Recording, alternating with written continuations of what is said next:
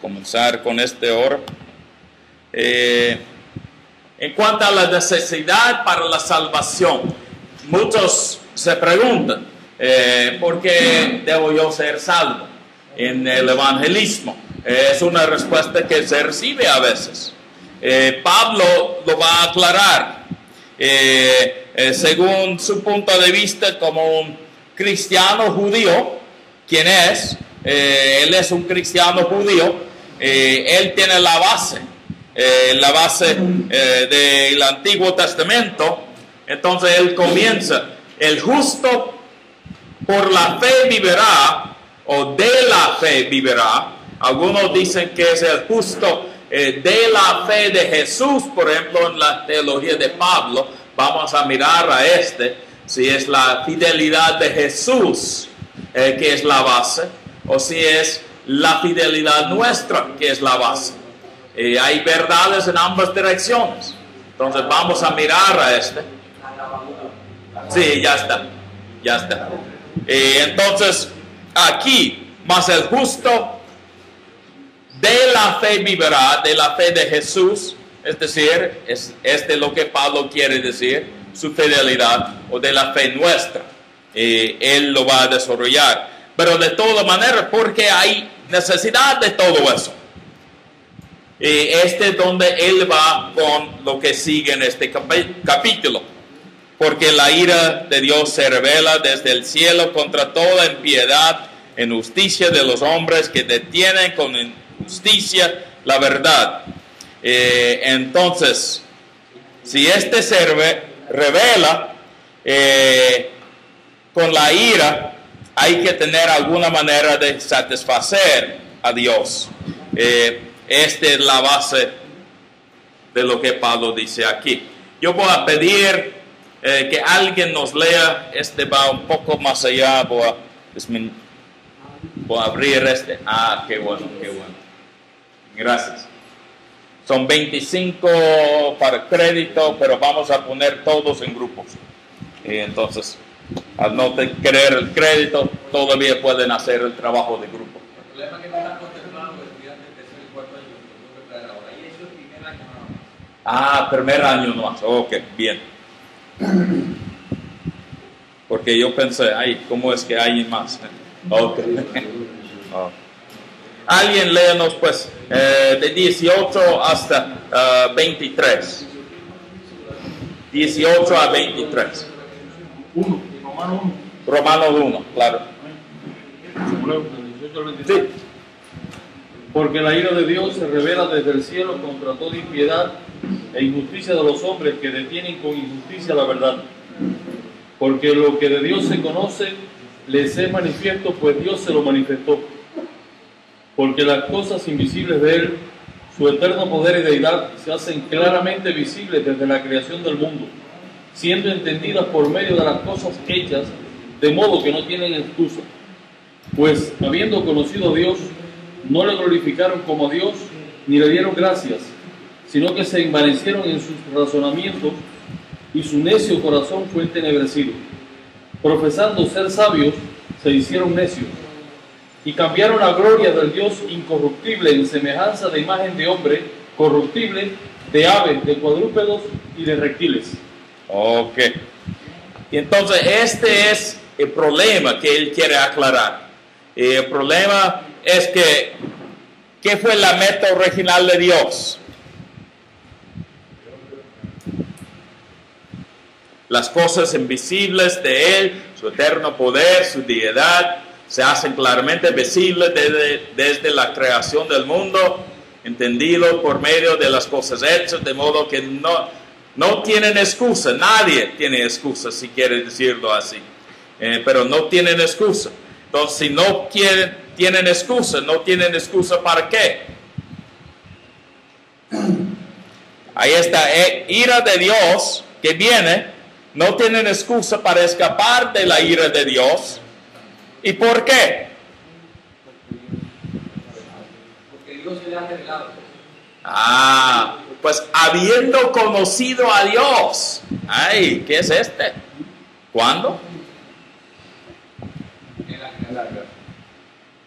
no le glorificaron como a Dios, ni le dieron gracias, sino de que vanecieron en sus razonamientos, su necio corazón fue tenebrecido, profesando ser sabios, se hicieron necios, y todo eso es la historia del Antiguo Testamento, la rebelión del hombre en contra de Dios, pero se ha repetido en la vida de cada uno, de tal manera que no tenemos excusa delante de Dios, porque ¿qué fue la idea de Dios al principio? Que debemos ¿qué? Tener la semejanza de Dios, porque Él nos ha hecho en la semejanza de Él mismo. Entonces este es lo que debemos reflejar. La gloria de Dios es la revelación de Dios en forma auténtica, verdadera en nuestra vida. Entonces al reflejar la imagen de Dios, estamos ya dando gloria a Dios, porque es la revelación auténtica del carácter de Dios en su creación, es decir, en nosotros. Y la meta de Dios es que seamos como Él quiso desde el principio, cuando Él nos creó.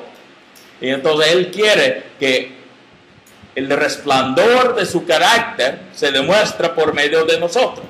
Si cambiamos a imitar los unos a los otros al nivel más bajo posible, ya hacemos daño al propósito de Dios, pero es su creación. Entonces el ser humano no tiene derecho de vivir su vida en una manera al opuesto del deseo del Creador, sin pagar el precio del daño que se hace en la vida. Este es lo que Pablo quiere aclarar desde el principio. Entonces todos tienen necesidad de la salvación, todos, porque todos han hecho esto, y no solamente unos pocos. Pero viene del contexto del Antiguo Testamento, pero por el otro lado, Él lo aplica a ellos, porque mira lo que Él dice. Claro, Él habla de aves, cuadrúpedes, reptiles, todos estos son ejemplos de varias cosas adoradas en el Imperio Romano y a través de la historia. Que ellos hacían imágenes de animales, cosas así, para adorar. Por ejemplo, aunque hay un poco de duda sobre el tiempo, la mayoría piensa que ya hubo la adoración muy apegada por los soldados romanos. Este fue para el toro, con esta religión mística que tenían. Entonces, con el toro fue de echar sangre de toro de abajo para abajo, con ellos abajo, entonces cubiertos en el sangre de este toro. Entonces están ya adorando a estos. Las bestias de cuatro, las aves, todo eso se ve. Pues, no importa si sean de Egipto o del Imperio Romano, pero ahí están. Entonces tenemos una corrupción que ha venido a este mundo, y la ira de Dios se justifica debido al haber salido del deseo principal de Dios desde el principio. Y entonces, ¿qué es el resultado? Por lo cual, ¿qué? 24 y vamos a 25 para ahora. De ahí vamos a los pecados y cosas. Alguien léanos 24 a 25. También Dios los entregó a la injusticia, de la magnificencia de sus corazones, de modo que separaron entre sí su propio pueblo, ya que cambiaban la verdad de Dios por la mentira, comprando y dando fruto a las criaturas antes que al Creador, el cual es bendito por los siglos. Y esta es la historia también del Antiguo Testamento, es lo que ocurrió a través de la historia, aún de Israel, de los países a su alrededor, pero seguía aún en el Imperio Romano, donde ellos mismos todavía tenían este tipo de problema, y entonces deshonran entre sí sus propios cuerpos. Como yo mencioné antes, hubo pues cosas absurdas ocurriendo allá. Muchos de los sitios de adoración habían ido al extremo con el emocionalismo, sexualidad, cosas así, y este fue considerado como adoración. El judaísmo es casi único en unir en la religión la ética con la adoración de Dios. La mayoría de las religiones antiguas no tenían este sentido de ética metido en su fe. Por el otro lado, la filosofía sí. La filosofía fue la base de la ética. Por eso muchos de los filósofos no tenían creencia en las religiones dominantes de su día, porque las religiones no tenían esta ética. Pero el cristianismo viene a base del judaísmo, pero el judaísmo también, y tiene esta ética ahí en el corazón de sus enseñanzas. Porque un Dios ético, un Dios santo, requiere que los que lo adoren sean santos también. Y esta es la base de lo que Pablo quiere decir en este pasaje. Entonces están en contra de Dios, adoran a los que no son dioses, que no requieren ninguna ética, y por eso tienen la ira de Dios en contra de ellos. ¿Sabe lo que ellos buscan en su contexto? Pues a través de la historia, pero también en el contexto de los romanos. Siempre están buscando cómo pacificar a los dioses, porque son dioses múltiples. Y ellos siempre buscan cómo podemos hacer que los dioses estén a favor nuestro. Entonces oramos para que ocurra, y quizás debemos hacer esta cosa o tal cosa, pero siempre buscan cómo podemos hacer que los dioses favorezcan a nosotros. La enseñanza cristiana es al opuesto. Dios ya nos ama. Ya nos ama. No hay que pacificar a Dios. Dios mismo lo ha hecho para sí mismo. En la persona de Jesucristo. Entonces no hay este sentido de pacificación, de justificación de sí mismo delante de Dios por las ofrendas, cosas así. Entonces cambiaron la verdad de Dios por la mentira. Tienen dioses falsos, es decir. Y es lo que ocurrió en el Antiguo Testamento, pero aún hoy día sigue ocurriendo. Y 26 y 27. Por eso, alguien por favor léanos esto. Pues aún sus mujeres cambiaron la luz natural por el que es otra naturaleza. Y de igual modo también los hombres, dejando luz natural en la mujer, se encendieron en vacío unos con otros, cometiendo hecho vergonzoso hombre con hombre y recibiendo en sí mismo la retribución debida a su pecado. Okay. Y ya había ocurrido, pero ocurría también en el Imperio Romano. Entre los griegos fue un problema bien grave. Para la mayoría, el matrimonio ocurrió bien temprano. Para las mujeres especialmente. El matrimonio ocurría para las mujeres a la edad de 12 a 15 años. Y fue como un corriente para los judíos y para también los romanos y los griegos. Prácticamente, como dice un rabino judío, si su hija llega a 19 años, no se ha casado, va a ser una soltera toda su vida. Nunca va a casar. Porque si nadie quiere hacer un contrato de matrimonio con el padre para esta hija a la edad de 19 años, no va a ocurrir. Porque eran contratos de matrimonio hechos más que todo con los varones jefes de la familia o hermanos mayores. La mujer divorciada podría hacer un contrato así.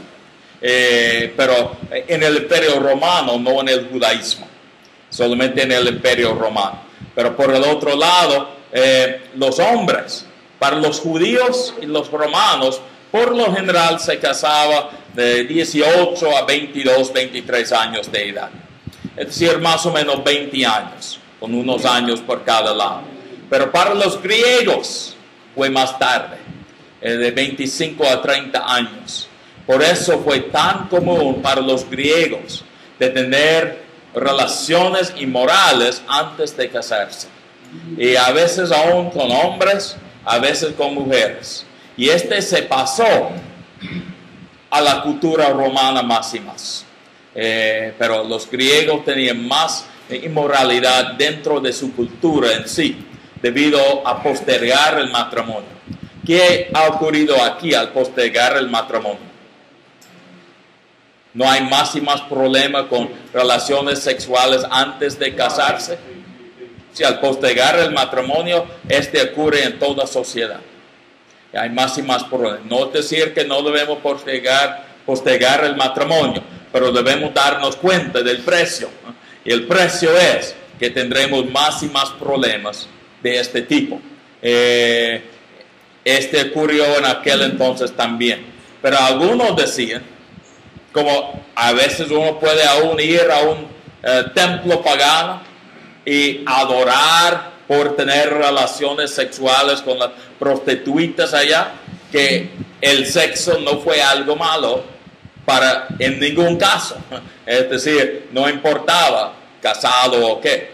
Por ejemplo, el problema en la iglesia primitiva no fue poligamia, es decir, tener varias esposas, sino de tener relaciones sexuales fuera del matrimonio. Fue el problema principal, la inmoralidad de los casados, no de los que no son casados, o los divorciados, cosas así. Más que todo son los casados con inmoralidad. Y Pablo quiere, por lo menos, mencionar que todo eso va en contra de la voluntad de Dios. No solamente la homosexualidad, pero claramente se menciona la homosexualidad aquí en el pasaje. Entonces no podemos pasar por alto de esto, porque él dice, va en contra de lo natural. Dios nos ha creado de tal manera que la raza humana no va a tener un futuro solamente con relaciones homosexuales. Requiere relaciones entre el hombre y la mujer. Y entonces estos son llamados naturales. Si uno tiene tendencia hacia la homosexualidad, según el cristianismo, no es que uno no a veces va a tener esta tendencia, pero lo debe mantener bajo control y no ir a un lado con relaciones sexuales. Entonces, no negamos que algunos tienen luchas con la homosexualidad que otros no tienen. Es así. Algunos tienen luchas fuertes con esto, hombre y mujer. Pero por el otro lado, la enseñanza cristiana no es que ellos deben negar la lucha que ellos tienen, pero que ellos deben mantenerse como uno que no se casa, que no tiene este problema, pero quiere ir con varias mujeres, también no lo debe hacer. Debe mantenerse sexualmente en forma pura. Y al contrario, según este texto, uno invita la ira de Dios porque va en contra de la voluntad de Dios. La ira de Dios es que uno va a recibir el resultado de su estilo de vida. Es la ira de Dios. Dios nos da lo que es lo natural según lo que decimos. A veces es algo más, pero por lo general, según la carta a los romanos, la ira de Dios se ve por darnos lo que escogimos. No queremos lo que escogimos por lo general, porque si uno escoge vivir la vida sin la presencia de Dios, ¿qué decimos? Por eso decimos que hay un infierno. Dios no va a violar, pues, el derecho del hombre de decidir. Si uno decide, yo no quiero que Dios sea parte de mi vida, que Él sea parte de mí, es mi deseo, Él lo hace. Pero la ira es que la persona recibe lo que quiere. Es la ira de Dios. En cuanto a la homosexualidad, relaciones sexuales fuera del matrimonio dejan cicatrices dentro del corazón del hombre, deja pues problemas con la imagen de sí mismo, causa un montón de problemas dentro de la persona. Y esta es la ira de Dios. Lo bueno es que la salvación puede curar todo eso. No es decir que lo saca así, pero poco a poco va ayudándonos a sanar adentro. Las cicatrices se cierran más y más. Las heridas se curan más y más. Pero la ira de Dios se muestra así. Y aquí en este pasaje vemos que Dios los deja hacer lo que ellos quieren. Los entregó a pasiones vergonzosas. Este es, como yo dije antes, el ejemplo de las mujeres. Este ocurrió especialmente a los niveles más altos del Imperio Romano. Por ejemplo, tenemos la historia de los emperadores de Suetonio, y él habla de, ¿cómo es? El emperador en el tiempo de Jesús, Tiberio en español, sí, Tiberio llegó a un momento, fue bastante bien como emperador, pero llegó un tiempo de querer aislarse más y más de la gente. Él se pasó a una isla ahí cerca de Italia, y ahí tenía jóvenes, mujeres y hombres, para que ellos tengan sexo frente a él para su diversión. Entonces tenemos datos de está ocurriendo en el Imperio Romano, a los niveles más altos, y a la clase alta aún peor que todos. Pero si viene a la clase alta, ¿qué ocurre rápidamente? Va pasando a las otras clases. Así fue el caso en el Imperio Romano. Los romanos al principio tenían una ética sumamente alta cuanto a la familia, cosas así. Pero comenzaron a bajar y bajar y bajar, y infectó a toda su sociedad. Y esta es la base de lo que Pablo está diciendo. Entonces, ¿qué debe ser la teología nuestra en cuanto a la homosexualidad? ¿Estamos con una posición neutra? ¿En favor? ¿En contra? ¿Qué? Por lo general decimos allá los evangélicos que estamos en contra de las prácticas de la homosexualidad. Estamos en favor de ministrar a los que luchan con esto. Que no debemos decir, no, ustedes son inmundos. No, este no es el acercamiento cristiano tampoco.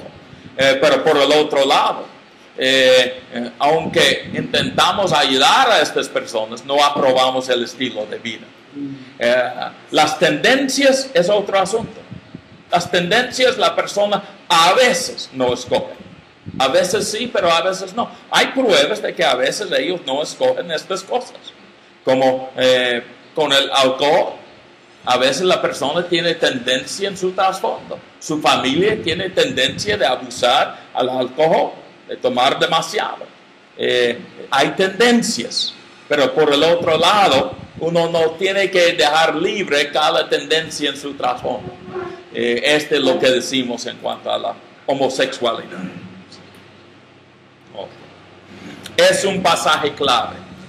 El asunto con este es que todo el Nuevo Testamento tiene el mismo mensaje, y el Antiguo Testamento también, y van en contra a la práctica de cualquier tipo de sexualidad fuera del matrimonio. No es homosexualidad solamente, pero cualquier actividad sexual fuera del matrimonio, el texto bíblico va en contra de esto. Entonces, por eso se incluye esto. Pero este sería como un hecho extremo, especialmente al hacerlo en forma pública para la diversión de otros. Y al decir que en algunos casos, como allá en Corinto, que es un hecho espiritual, porque ellos tienen prostituitos masculinos, tanto como femeninos. Y entonces, como hecho religioso de adoración en los templos paganos, ahí arriba, en el acro de Corinto, uno podía adorar con hechos sexuales con ambos sexos. Y entonces Pablo tiene su trasfondo para decir cosas así. Okay. En Roma había unos baños públicos. En Roma. ¿Baños públicos? Sí, donde...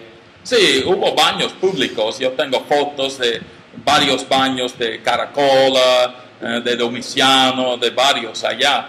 Pero por lo general no hubo hechos sexuales en los baños, por lo general. Contactos sí. Sí. Con las salidas a veces del baño sí. Pero aún es algo de vergüenza para los romanos de que uno tenga relaciones sexuales en los baños. Es una vergüenza para ellos también. Ocurre, pero no mucho. Es la excepción. No son sitios de inmoralidad en sí, los baños. Pero fíjense, los juegos y todo, los judíos no querían participar en los juegos porque los hacían desnudos. Fue pues una vergüenza para los judíos.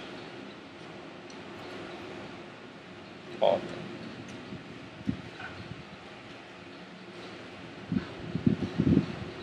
Y 28. Yo creo que este va hasta 32, ¿sí?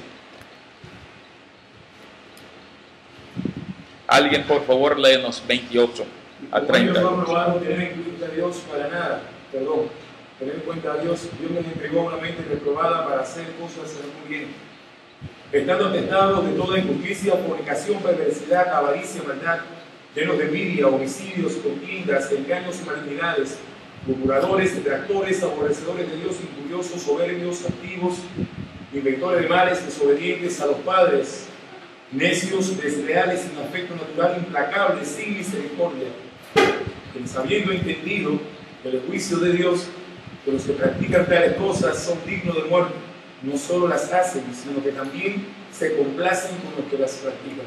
Okay. Y entonces, ¿qué iba un judío a decir frente a este texto? Y toda la iglesia dijo, amén. Los judíos iban a decir, amén, aquí estamos, este es lo que decimos. Estos son, ¿qué? Dignos de muerte.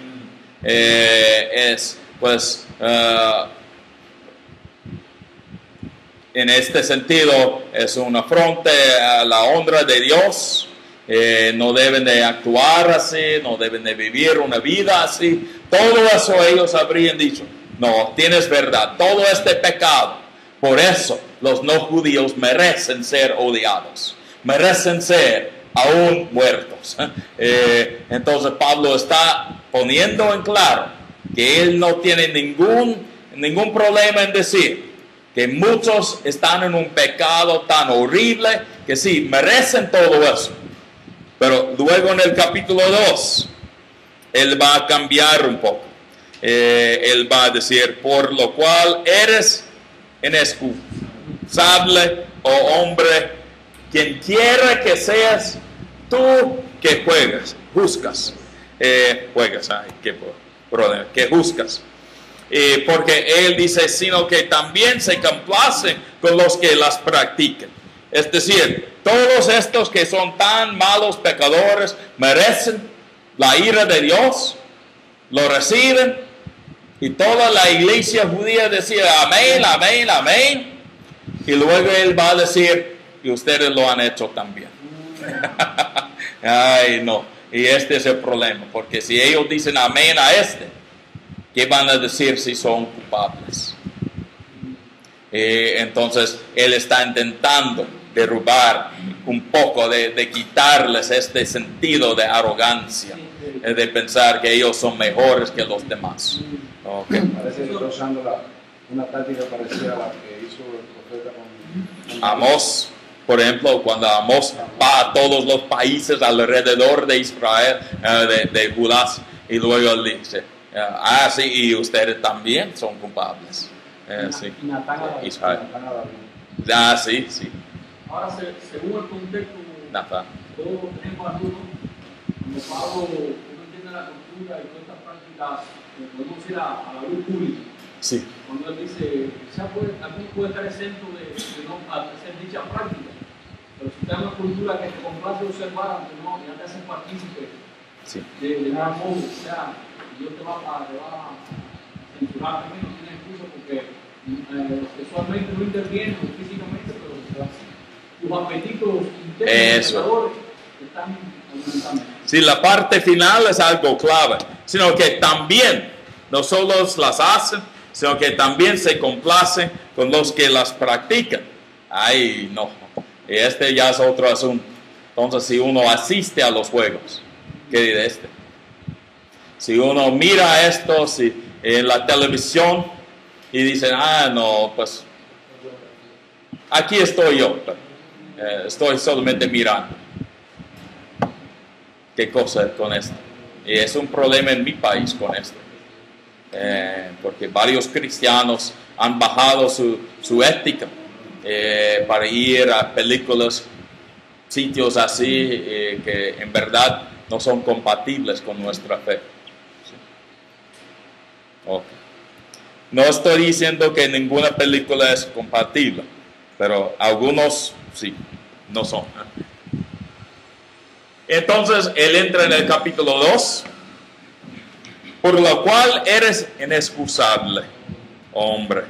Entonces, nadie puede decir. Y él pasa a la segunda persona aquí, ¿verdad? ¿Y qué es este? Él está ya hablando directamente. Mas sabemos que el juicio de Dios contra los que practican tales cosas es según verdad, es cierto, mejor dicho. Y entonces sabemos que este va a ocurrir. Y no hay duda de esto. Entonces, ¿habrá un juicio de Dios contra los pecadores así? ¿Y piensas esto, hombre? ¿Tú que juzgas a los que tal hacen y haces lo mismo? ¿Que tú escaparás del juicio de Dios? ¿Cómo es que ellos hacen lo mismo? Sí, sí. Y están ahí y él va a describir que ellos ahí, o menos, ¿sí? Juzgando a los demás, o menosprecias las riquezas de su benignidad, paciencia, longanimidad. No, mal dicho.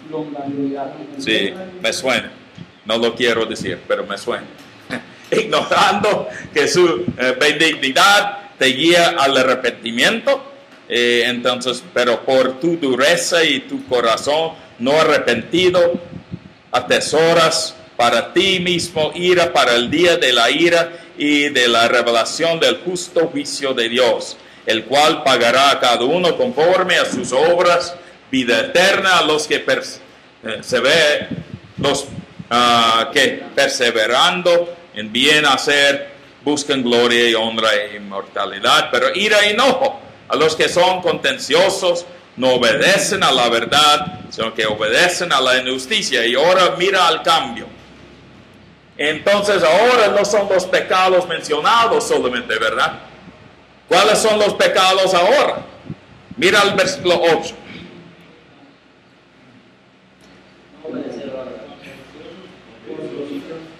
Contenciosos. Ay, ¿y cuántos son estos? No obedecen a la verdad. Hay algunos que siempre obedecen la verdad de Dios. Ya él está yendo a los judíos, los allá. ¿Qué más? Obedecen a la injusticia. Y entonces van a tener el juicio de Dios, tribulación, angustia sobre todo ser humano que hace lo malo. No importa qué tipo de malo, pues. Los hechos malísimos del capítulo 1 reciben la ira de Dios. Los hechos que a veces consideramos no son tan malos, del capítulo 2 merecen la ira de Dios. Ay, qué cosa. Es decir, si yo no soy de tal persona que busca la unidad, la paz, que expresa un amor para lo bueno, quien odia lo malo. Yo estoy ahí en el capítulo 2, culpable, si no soy de este tipo. Y entonces él ya los tiene por el cuello. Él dice, su situación es peor que cubrarse en valle de gallina, no va a salir, va a sufrir la ira de Dios, todo va malo contigo. Entonces, ellos, el judío primeramente y también el griego. ¿Por qué el judío primeramente?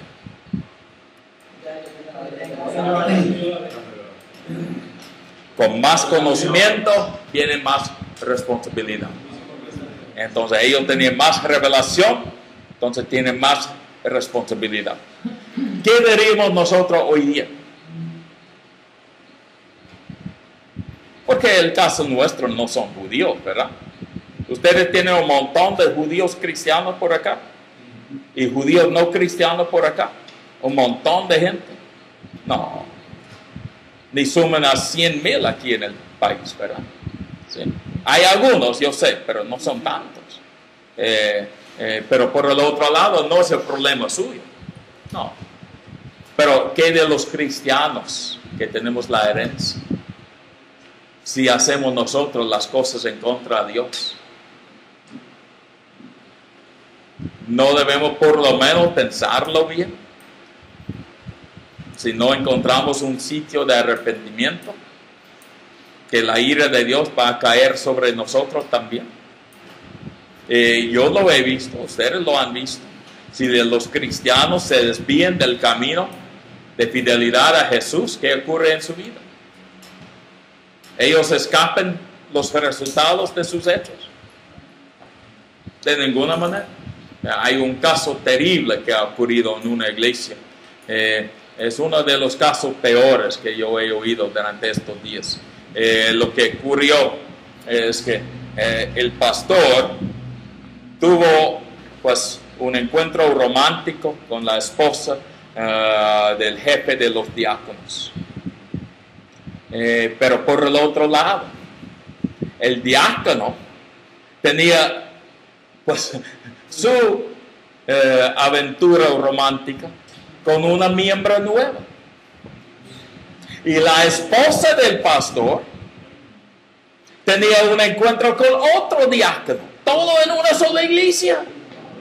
En una sola iglesia. Se destruyó la iglesia. Pues el hermano de mi esposa era miembro. Casi destruyó a él, porque él era uno de los diáconos, pero no involucrados. Gracias a Dios. Pero ellos tuvieron que pues intentar solucionar el asunto para que la iglesia vaya adelante. ¿Hubo ira de Dios en el asunto? Sí, claro. Destruyó un montón de matrimonios. Un montón de matrimonios. Un caso que estamos todavía tratando en una iglesia cercana. Es que un hombre clave en la iglesia, al fin y al cabo descubrieron que él abusaba a su hija. Forma sexual. También tenía pues un romance con una mujer de la iglesia, una pareja recién llegadas a la iglesia. ¿Tiene ira de Dios él? Sí, claro. Él está sufriendo en forma tremenda porque ya tiene pues la policía involucrada. Él va al corte para la justicia y todo, porque es ilegal hacer algo así. No debemos pensar que aún como cristianos, que no vamos a recibir nada de resultado por la infidelidad a Cristo. Sí, todavía hay resultados. Si buscamos un punto de arrepentimiento, podemos recuperarnos. Pero no debemos pensar que por ser cristiano yo puedo pecar sin de que tenga resultado en mi vida. Claro que tiene resultado en mi vida. Me aísla de Dios. Mi relación con Dios no va bien con esto. Tuvimos una mujer en la iglesia donde yo soy pastor. Y ella salió con un hombre, claro, este es lo más común al parecer, pero siguió asistiendo. Dijo a su marido, pues lo voy a probar por un tiempo, pero si este no funciona, quiero volver al hogar. Él dijo, no será este hogar. No va a volver a mí. Claro, él no fue Oseas. Entonces, él dijo que no va a ocurrir. Ella destruyó su vida. Lo destruyó. Asiste a veces en otros sitios. Pero él siguió adelante con su vida. No hubo opción. Él siguió fiel en la iglesia. Nunca faltó. Y oramos y oramos. La mujer, su esposa, no quería hablar con ninguna persona para la consejería, nada. Él dijo, yo no sé qué hacer. Según la ley allá, ella puede salir. Y salió. Pero ella ha tenido resultados feísimos en su vida. No. Ya ella lucha con los asuntos financieros, ella lucha, ella ha pasado de 1 o 2 más relaciones en vez de la primera. No debemos pensar que por ser cristianos, que las verdades no se apliquen a nosotros. Sí, se aplica a nosotros también. Este fue el problema de los judíos, en pensar, y esto se aplica a los no judíos, a ellos y no a nosotros. La manera de crear el mundo, de crear que la vida funciona, nos afecta a nosotros también. Sigue igual. Entonces, pero gloria y honra y paz a todo el que hace lo bueno, al judío primeramente y también al griego. Y ahí es donde vemos el cambio. Pablo dice, si unos hacen la voluntad de Dios, ¿qué es la voluntad de Dios? Ya él lo mencionó. El justo, ¿qué? Por la fe vivirá. Entonces, si uno hace lo bueno, fidelidad a Dios, entonces él no está ajeno de fidelidad aquí, de fe. Está ya mezclado aquí en lo que él está diciendo, cuanto a lo bueno. Pero de todas maneras, si uno lo hace, va a recibir gloria, honra y paz. Porque no hay excepción de personas para con Dios, es decir, griego, judío, es igual.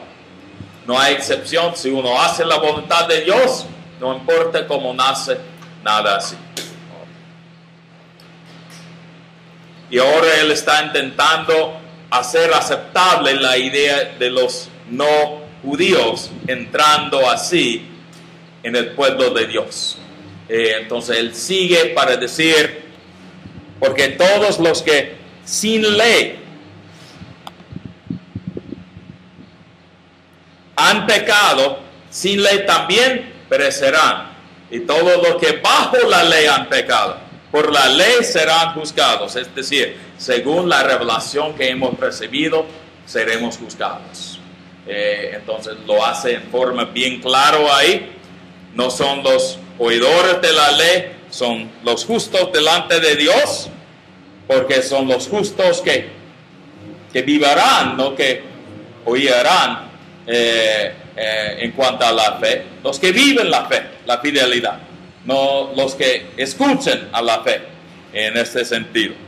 No son los oidores de la ley, los justos ante Dios. ¿Y por qué diría él ¿Qué fue la práctica en la sinagoga todas las semanas? La lectura de la ley. Según la educación de los judíos, la mayoría habrían memorizado toda la ley a la edad de unos 12 años. 10 a 12 años. Entonces, por eso Jesús puede recitar la escritura sin ni siquiera pensarlo mucho. Jesús ya tiene acceso obviamente a los profetas también, a los salmos, Daniel, varios otros libros también. Y Pablo seguramente tenía la misma educación también. Él seguramente tenía toda la ley ya memorizada. Los profetas, la mayoría. Si uno quiere aprender el texto así, es muy fácil. No es difícil de ninguna manera. Lo que debe de hacer es comenzar a copiar a mano toda la Biblia, y al seguir copiando toda la Biblia a mano, después de unos 10 veces uno lo tiene memorizado. No cuesta mucho, un poco de papel nomás. Entonces, si ustedes quieren memorizar y no son muy buenos en forma oral, escuchando esto, lo debe hacer en forma por escrito. Los escribas eran expertos en la ley, porque al copiar 10 veces, uno ya sabe lo que dice. Entonces, ustedes deben hacer como práctica, ¿verdad? Este año, como el año ya está pasando, pueden copiar toda la Biblia una sola vez. Y el año entrante quizás 4 veces. Y luego el año después 4 veces. Y una vez después. Y después de todo eso, usted va a tener casi todo el texto memorizado. Fíjense, algunos de ustedes son tan jóvenes que sí vale la pena hacerlo. Es duro, pero vale la pena. Pero no deben ser oidores solamente, porque ellos escuchaban la lectura de cada semana. Ellos lo hacían así, lo memorizaban así, copiando, en el tiempo de Cristo. Copiando no. Este es un ejemplo moderno. Los escribas sí, pero fue requisito para los niños, varones, que ellos memoricen la ley. A la edad de 12 años y ya son responsables. Entonces lo debe tener memorizado, para que ellos no fallen en cumplir con la ley. Y entonces en la sinagoga tenían lectura de la ley. Y ellos van a seguir escuchando a la ley. Entonces siguen escuchando. ¿Qué ocurre en sus iglesias? ¿Tienen lectura de la Biblia? ¿Lectura bíblica? Las personas que escuchan siempre lo hacen. Siempre. ¿Viven de acuerdo a la lectura siempre? No. ¿Nosotros vivimos de acuerdo a la lectura siempre? No, tampoco. Pero es lo que Pablo quiere decir, porque él está llegando a su punto central en el capítulo 3 todavía. Entonces, sino los hacedores de la ley serán justificados. Entonces, hacedores de la ley implica los que cumplan y son fieles.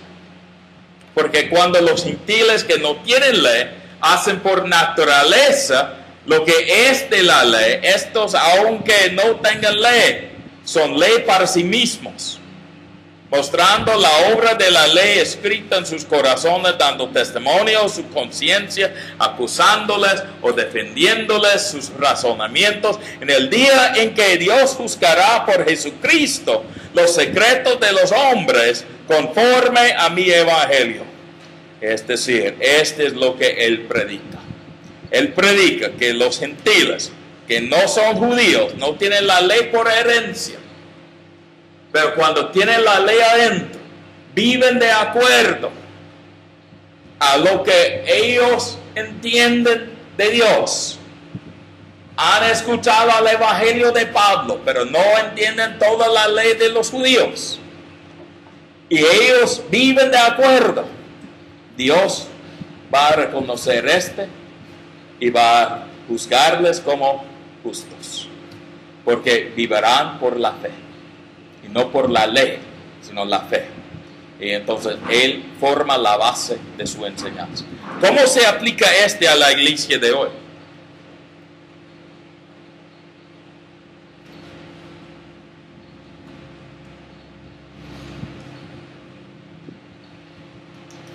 Son los que son expertos en el texto, que son más justificados que los demás.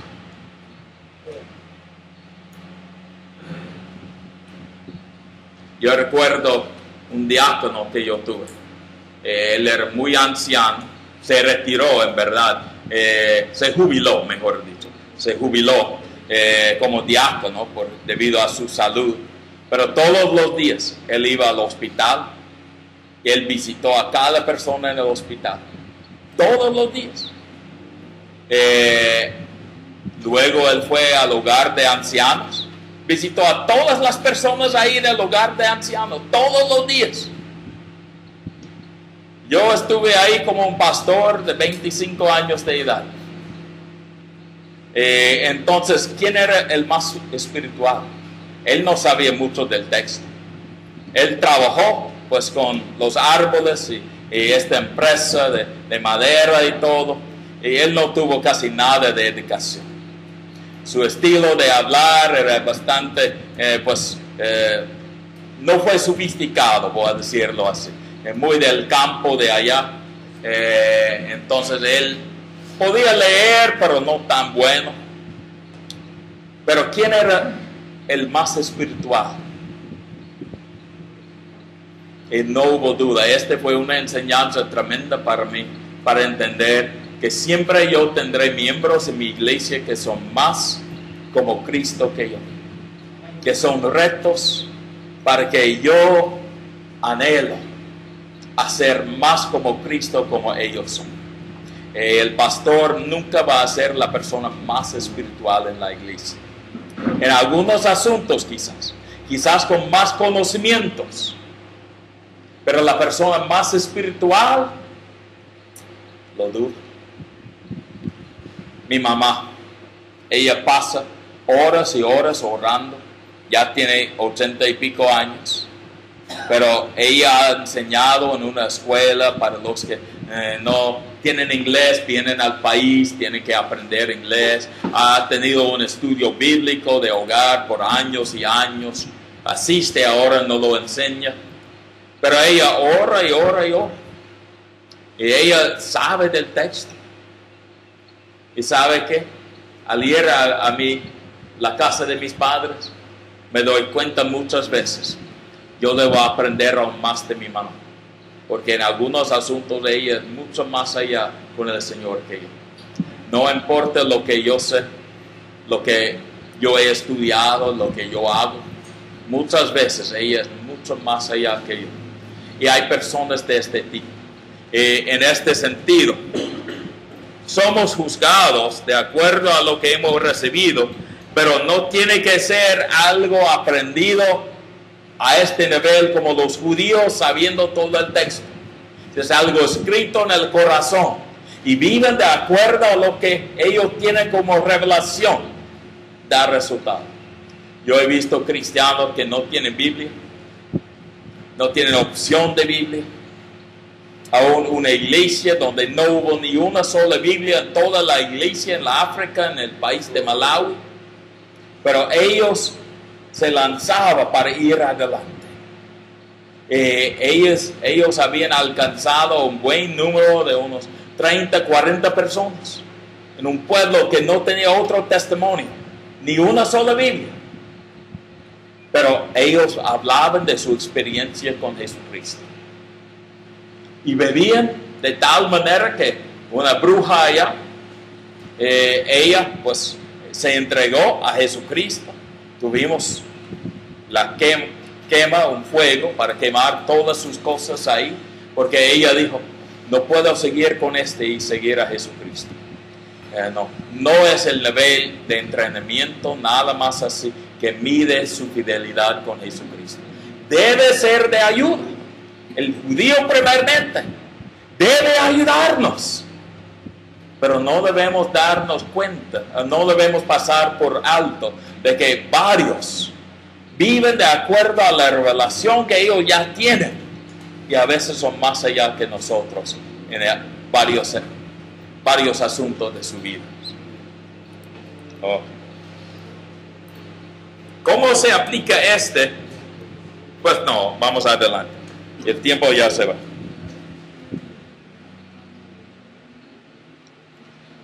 Y he aquí, tú tienes el sobrenombre de... ¿Qué? Judío.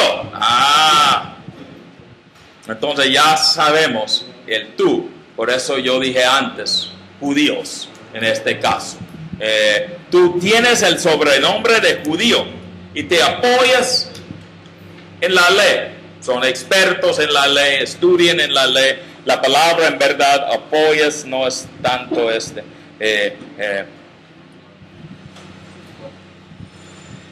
te apoyas, suene a usted, te apoyas. pero más es como ustedes si se apliquen a la ley, confíen en la ley, mejor dicho. Te glorías en Dios, conoces su verdad,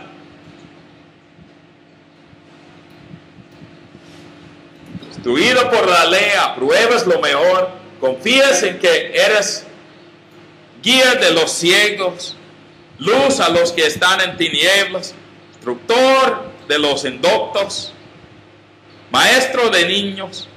Tienes en la ley la forma de la ciencia de la verdad.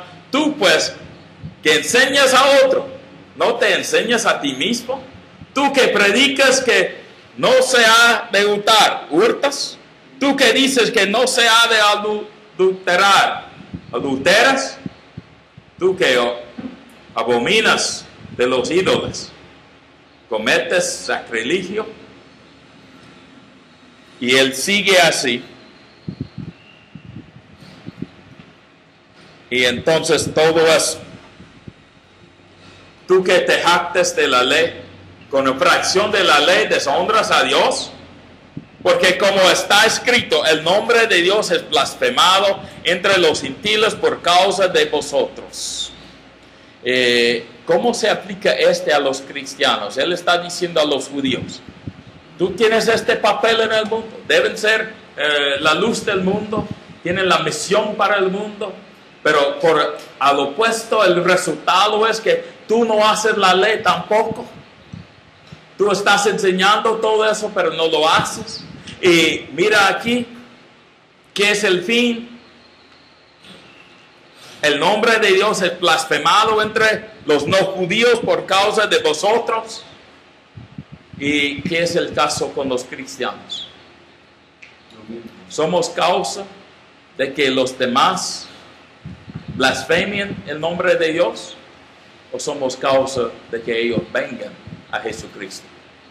Debemos por lo menos hacer la pregunta, porque a veces somos nosotros los judíos de hoy, en caso de leer esta carta. No debemos pues pensar, no, eran los judíos de aquel entonces, ellos eran personas malas, pero ya somos cristianos, nunca hacemos nada malo nosotros. Pero si formamos parte de la causa de que otros rechazan una relación con el de Dios verdadero, es culpa nuestra y debemos pues arrepentirnos de esto. Este es lo que Pablo quiere decir a los judíos. ¿Qué dicho es este? Para mí es algo bien fuerte, porque en mi país muchas veces yo creo los cristianos causamos tanto daño como bien. Predicamos evangelios de prosperidad, cosas así, que no son bíblicos. Y causan un daño tremendo allá. Es pues una vergüenza en cuanto al nombre de Dios. Entonces él dice, y con este terminamos casi, va por allá. Pues en verdad la circuncisión aprovecha si guardes la ley. ¿Y por qué él menciona la circuncisión aquí? Señal de pertenecer al pueblo de Dios bajo el pacto con Abraham. ¿En qué versículo? ¿En qué pasaje? Génesis ¿qué? 17. Génesis 17. Entonces más tarde él va a ir a otro pasaje, ¿verdad? Que viene de ¿dónde? Génesis 15. Cuando Abraham es ¿qué? Es considerado justo por su fe, su fidelidad. Antes de la circuncisión como marca del pacto. Entonces Pablo va hacia pero ahora está en Génesis 17, y es marca de ser un judío. Entonces él sigue con Sí, la circuncisión aprovecha si guardes la ley. Entonces uno sí es parte del pueblo de Dios si anda en obediencia a Dios.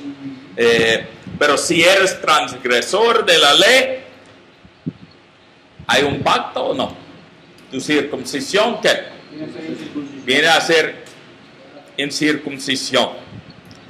Si pues el incircunciso guardara las ordenanzas de la ley, no será tenida su incircuncisión como circuncisión. Y el que físicamente incircunciso, pero guarde perfectamente la ley, te condenará a ti, que con la letra de la ley, con la circuncisión, eres transgresor de la ley. Y entonces, ya él está para redefinir quiénes son los que pertenecen al pueblo de Dios. Y es la circuncisión en la carne o en el corazón. En el exterior o en el interior. No es judío el que lo es exteriormente. Ay. Ya él está cruzando un puente que va a causar un conflicto tremendo, pero él no se avergüenza del evangelio. Lo va a proclamar de todas maneras. Tiene su razón ahí. Y él dice, no es algo exterior, ni es la circuncisión la que se hace exteriormente en la carne, sino que es el judío el que lo es en lo interior. Y el pueblo de Dios se marca. ¿Cómo pues? La circuncisión es la del corazón, en espíritu, no en letra. La alabanza del cual no viene de los hombres, sino de Dios. Y aquí está el punto central de todo eso. Dios ha negado su pacto con Abraham. Y la salvación es algo que va ya de acuerdo a lo que Dios hizo antes, o es algo diferente. Va de acuerdo. ¿Y cómo se defiende que este es igualmente lo que Dios hizo en el Antiguo Testamento con Abraham, el padre de los judíos? ¿Cómo se puede cuadrar la inclusión de lo que no tiene circuncisión en el pueblo de Dios y todavía estar de acuerdo con lo que vemos en el Antiguo Testamento? En Génesis 15 a 17 específicamente. Porque Abraham creó primero. Y él dice, hay un solo plan de Dios para toda la historia, siempre ha sido igual. Gracias. Siempre es igual, y en este sentido nunca ha cambiado su plan. Siempre la salvación depende de ¿qué? La gracia de Dios y la fe. En este sentido, siempre es Dios haciendo para nosotros lo que no podemos hacer para nosotros mismos. Siempre necesitamos la misericordia de Dios, pero hay un pacto. Pero este pacto se hace ¿cómo? Y él dice, no es la circuncisión exterior, es pegarse en fidelidad a Jesucristo. Porque Dios está obrando a través de la historia, pero llega a su cima en Jesucristo. El punto central en Jesucristo. Todo eso es importante porque varios piensan que Dios ha cambiado planes para la salvación a través de la historia.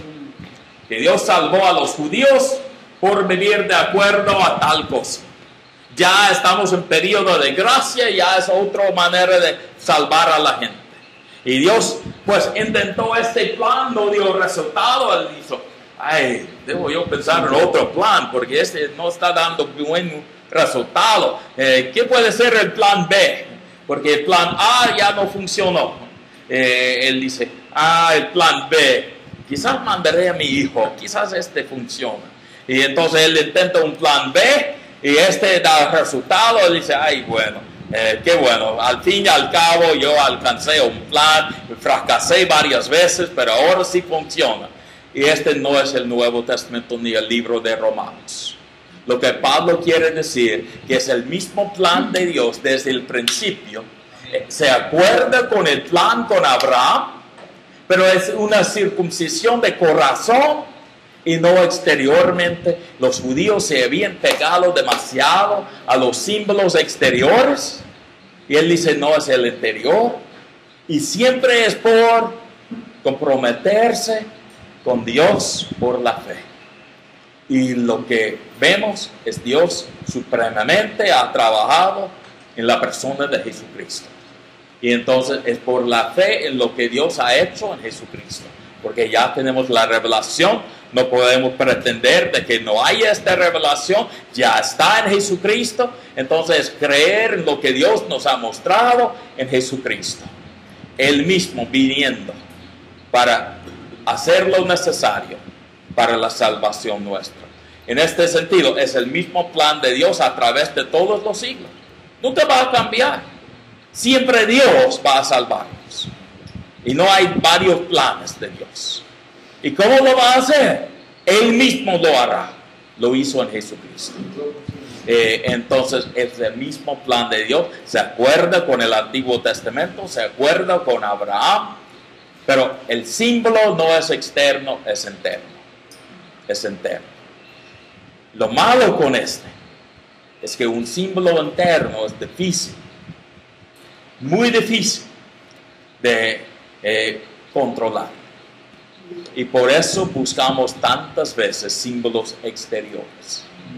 Por ejemplo, durante mi niñez, la iglesia bautista, yo crecí en la iglesia episcopaliana, pero mis vecinos eran bautistas. Gracias a Dios, porque tuvieron un impacto tremendo en mi vida para que yo llegue a Jesucristo en forma personal.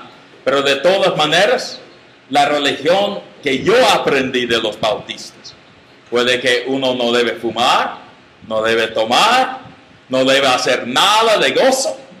Entonces, no debe nunca hacer nada los domingos, ni pescar, ni nada.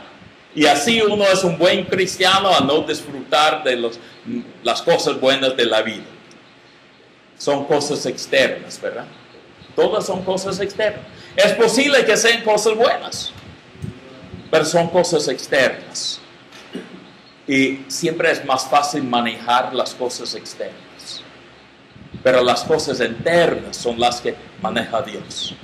Y son los más importantes. Por eso Pablo dice, el pacto en sí se ve en si es auténtico o no, debido al corazón del hombre.